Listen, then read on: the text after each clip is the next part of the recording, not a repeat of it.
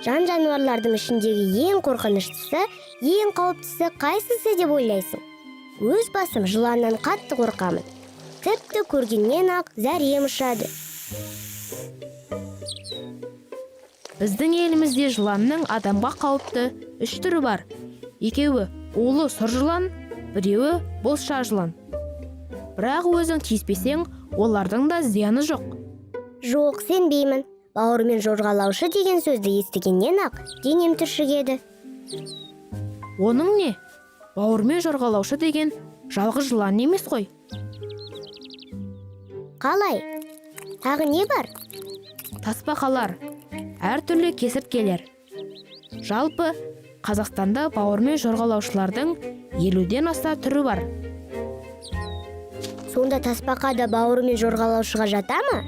Әрине, бізде оның Орта Азиялық тасбақа мен батпақ тасбақасы деген 2 түрі бар.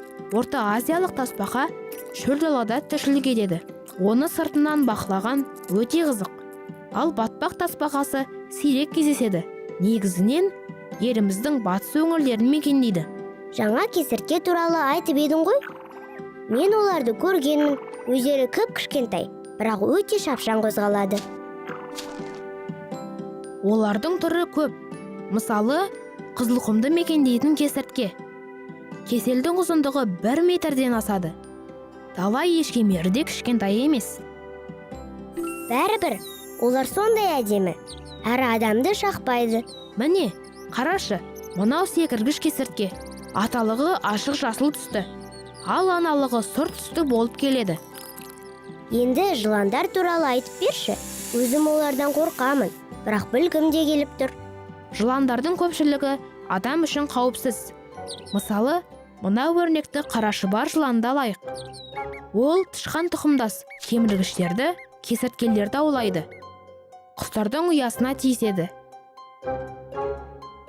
Иә, енді байқадым. Анау айтқанда қорқынышты емес екен. Қайта өзі қорқып тұр.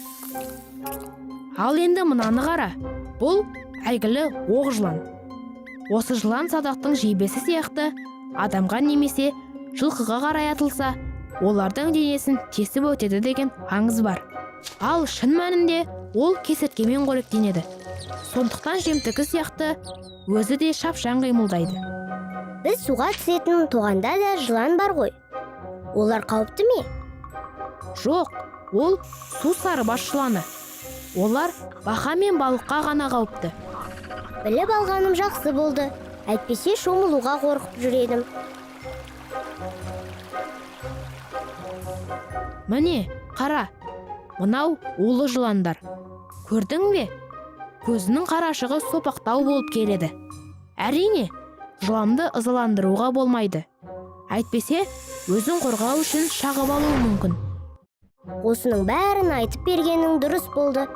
Бұдан былай аяғымның астына қарап жүремін. Өзім оларға тиіспеймін. Олар да маған тиіспейді.